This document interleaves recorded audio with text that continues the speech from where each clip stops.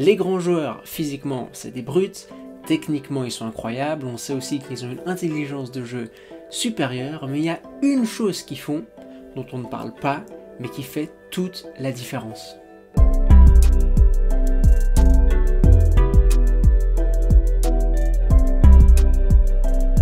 Hey, j'espère que vous allez bien et j'espère que votre équipe préférée va bien. Le sujet d'aujourd'hui, ça fait un moment que j'avais envie d'en parler, parce que je pense que ça fait partie de ces sujets qui nous permettent d'améliorer notre compréhension du football. On va dire durant les 10 dernières années, depuis que Xavi et Iniesta ont commencé à dominer le milieu de terrain, on a beaucoup parlé de l'intelligence de jeu chez les grands joueurs. Les grands joueurs, ils savent comprendre le football mieux que les autres, ils savent analyser les situations.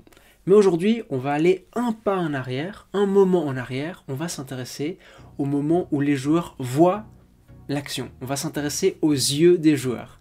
Et je vais vous présenter deux études qui, j'espère, entre ça et le titre de la vidéo, on est ambitieux aujourd'hui, j'espère pas prétentieux, j'espère que ces études, elles vont changer votre façon de voir les matchs de votre joueur préféré.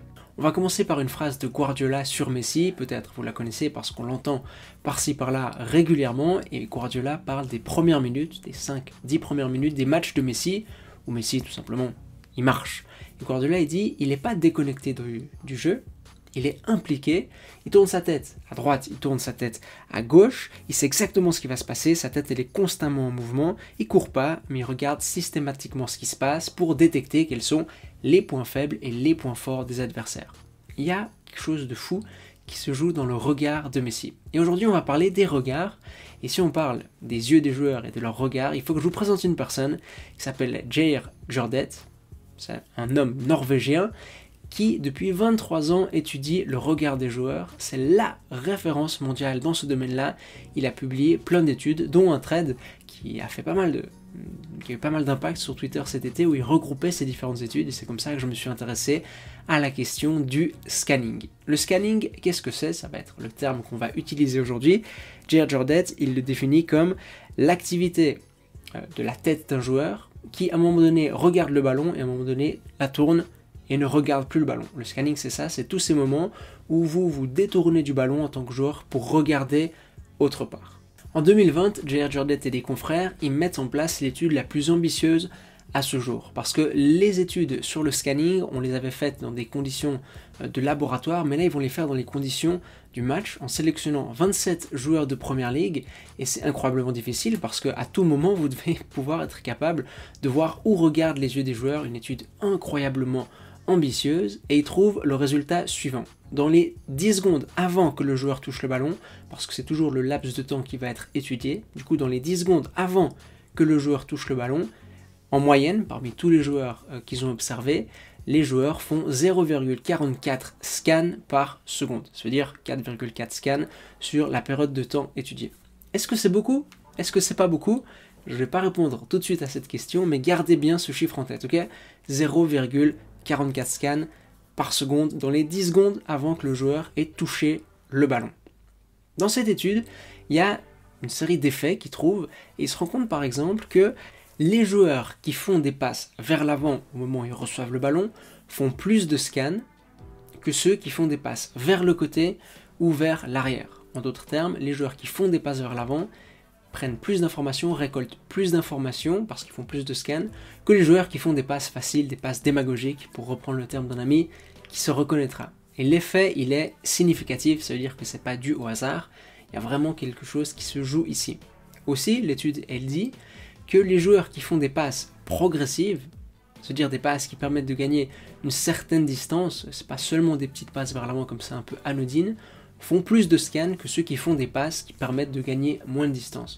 En gros, on pourrait dire que plus tu scannes, plus tu as des chances de faire des passes vers l'avant, et ça me fait immédiatement penser à un joueur comme Toni Kroos, parce que Toni Kroos en Europe avec De Bruyne et quelques autres, c'est le roi des passes progressives, des passes qui font vraiment avancer le jeu de son équipe. Eh ben, on peut imaginer que c'est un joueur qui fait beaucoup de scans, qui cherche à récolter beaucoup d'informations dans les 10 secondes, on rappelle, avant d'avoir touché le ballon. Et ça, c'est pas forcément une surprise, je pense que vous le voyez venir, mais les milieux de terrain font plus de scans que les défenseurs, et les attaquants sont les joueurs sur le terrain qui font moins de scans. Ben déjà parce qu'ils reçoivent souvent dans de petits espaces, parce qu'ils ont souvent un défenseur sur le dos, ils ont très peu de temps pour décider aussi, puis le type de passes qu'ils font, c'est pas exactement les mêmes. Du coup là, il y a quelque chose quand même qu'on arrive à déceler. Le type de passe que vous allez faire et la valeur ajoutée de votre passe a un lien avec le nombre de scans que vous faites. J.R. Jordan, dans l'un de ses travaux, il a divisé 118 joueurs en 3 catégories, les grands scanners, les moyens scanners et les petits scanners, et s'est rendu compte que ceux qui font le plus de scans ont des taux de passes réussis vraiment plus élevés. Il y a une différence de 17%, 80% contre 64% entre ceux qui scannent beaucoup et ceux qui scannent peu. Du coup là aussi on voit qu'il y a quelque chose qui se joue. Les joueurs qui réussissent de bonnes passes, c'est pas seulement qu'ils ont une bonne technique ou une bonne compréhension du jeu, c'est que cette compréhension du jeu, elle découle du fait qu'ils ont beaucoup regardé à droite, à gauche, en avant, en arrière, et quand ils vont passer le ballon, ils savent ce qui va se passer. Et puis, une autre chose qu'on peut dire, c'est que la pression exercée sur le joueur qui a le ballon, elle change énormément de choses. Quand vous avez un joueur qui est à 1 mètre, de 0 à 1 mètre, on voit que le nombre de scans diminue énormément, et quand on est à 4 mètres, tout d'un coup, là on voit le nombre de scans augmenter énormément. Ça veut dire que, deux choses, si vous êtes un adversaire, vous avez intérêt à aller presser les joueurs, parce que ça va diminuer le nombre de scans qu'ils vont pouvoir faire, ils vont prendre moins d'informations, pouvoir prendre moins d'informations, et du coup, ils feront des passes moins intéressantes, et ça veut dire aussi que les joueurs qui arrivent, même en étant sous pression, à scanner, à prendre les informations, eux, c'est les rois du monde, et là je pense que vous avez un certain nombre de joueurs en tête. La deuxième étude, elle est plus vieille, elle date de 2010 et elle s'intéresse aux défenseurs sur les situations de centre. Je vous disais il y a un mois je crois, dans la vidéo sur le PSG il a des difficultés à défendre son second poteau, mais c'est pas surprenant parce que quand on est défenseur, et ça vaut pour tous les défenseurs, c'est incroyablement difficile de ne pas voir son attention aspirée par le ballon. Et souvent on regarde le ballon et pas vraiment ce qui se passe autour. Et dans cette étude de 2010, les chercheurs comparent un groupe de joueurs professionnels avec un groupe de joueurs semi-pro sur les situations de centre. On s'intéresse aux défenseurs centraux. Ils se rendent compte que les centraux professionnels, ils scannent beaucoup plus que les défenseurs semi-pro. Et il y a une raison qui est toute bête, c'est qu'ils sont mieux positionnés.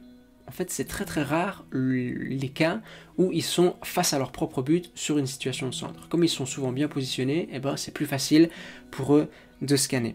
Une autre chose qu'on peut ajouter de la lecture de cette étude, c'est qu'ils s'intéressent aux situations où les centraux sont désorganisés, ça veut dire qu'ils ne sont pas les deux centraux proches l'un de l'autre, et là ils se rendent compte qu'en cas de désorganisation au sein de la défense, le nombre de scans chez les pros diminue vraiment de façon significative, là où chez les semi-pros ça ne change pas grand chose. Ça veut dire qu'au sein d'une défense désorganisée, vous n'avez pas le temps de scanner, parce que vraiment là vous êtes seul contre l'adversaire et seul pour aller vous attaquer ou vous occuper du ballon. Ça c'est des choses en tant qu'entraîneur, ça peut être intéressant parce qu'une défense organisée permet à vos joueurs de prendre plus d'informations et ensuite de mieux intervenir.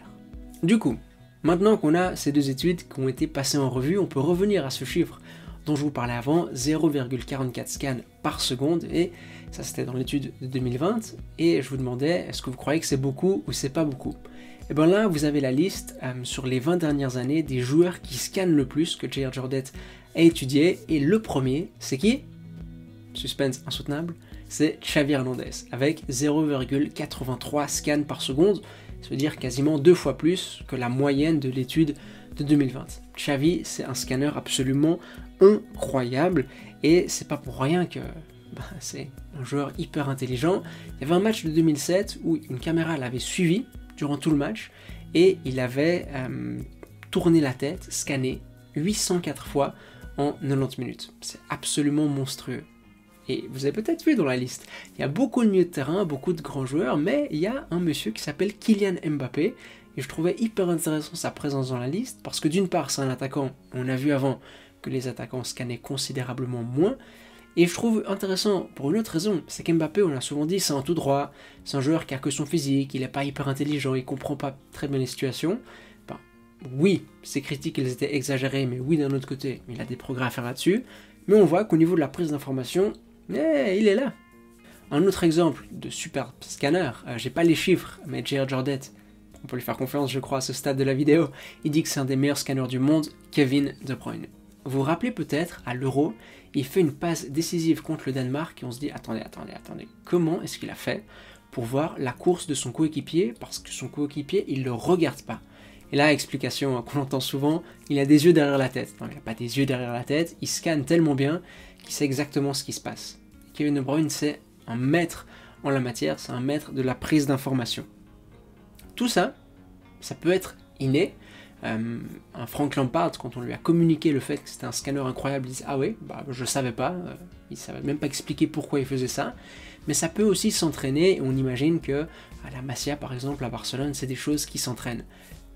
On a eu, il y a quelques années, vous savez, le Footbonaut en Allemagne pour perfectionner la technique des joueurs, cette machine révolutionnaire, et le scanning, ça peut s'entraîner grâce à la réalité virtuelle. On pourrait imaginer des situations où, grâce à la réalité virtuelle, vous êtes projeté dans un match virtuel et vous devez scanner pour prendre les informations.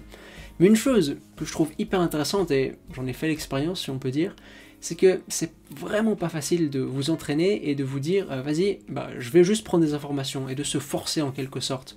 Parce que déjà, vous n'avez pas l'habitude et vous savez même pas ce que vous devez regarder. Et quand vous regardez les choses, en fait, vous prenez pas vraiment l'information, vous regardez pour regarder. Et moi, je sais que par exemple, sur un terrain, j'avais beaucoup de mal avec ça. Mais une autre chose que j'ai apprise en préparant cette vidéo, c'est que scanner, ça veut pas dire bien scanner. Il y a des joueurs qui scannent mal. En fait, on n'y pense pas. Mais il y a des moments où c'est bien de scanner et des moments où c'est désastreux de scanner. Regardez l'exemple suivant. J.R. Jordet prend l'exemple d'un joueur d'Heerenveen, un club aux Pays-Bas, et il dit ce joueur-là, il scanne beaucoup, il a une très bonne fréquence de scan, mais il scanne mal, parce qu'il scanne à chaque fois que son coéquipier touche le ballon. Et ça, c'est pas du tout ce qu'il faut faire. Quand votre coéquipier touche le ballon, l'information la plus intéressante, la plus importante sur le terrain, c'est la touche de ballon faite par votre coéquipier.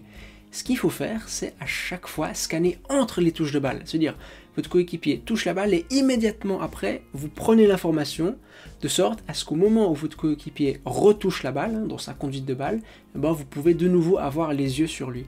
Et scanner, détourner le regard de votre coéquipier pour prendre des infos au moment où votre coéquipier il fait une touche de balle et il peut changer complètement la direction de l'action. Ça, c'est extrêmement mauvais. En comparaison, J.R. Jordet prenait l'exemple de Martin Odegaard qui jouait dans la même équipe d'Heerenveen à ce moment-là, il disait Odegaard, c'est un bien meilleur scanner que ce coéquipier-là qui a un timing de scan absolument désastreux. Ça peut être intéressant pour les entraîneurs qui cherchent à éduquer les jeunes joueurs. C'est pas seulement une question de scanner avec beaucoup de fréquence, il faut encore le faire durant les bons moments. Voilà, c'est la fin de cette vidéo. J'espère qu'elle vous aura plu. J'espère que comme ça, au moment de regarder votre joueur préféré, vous avez un petit outil supplémentaire pour apprécier encore plus ce qu'il fait sur le terrain et apprécier encore plus à quel point il est bon. Et je vous dis, les Kroos, les Modric, les Cristiano Ronaldo, les Messi, les Mbappé, les De Bruyne, ça vaut la peine de regarder ce qu'ils font sans ballon et de regarder leur tête, de regarder leurs yeux. C'est des phénomènes. Nous, on se retrouve l'année prochaine. Pas tout de suite en janvier, là j'ai besoin d'un peu une pause parce que le mois de décembre ça a été vraiment cool parce que les vidéos vous ont beaucoup plu, mais ça a été un peu éprouvant, je vous le cache pas. Du coup, une petite pause, on se retrouve à la mi-janvier je pense pour continuer à parler de football chaque semaine sur la chaîne. Bonne fête, à l'année prochaine, allez, à toutes.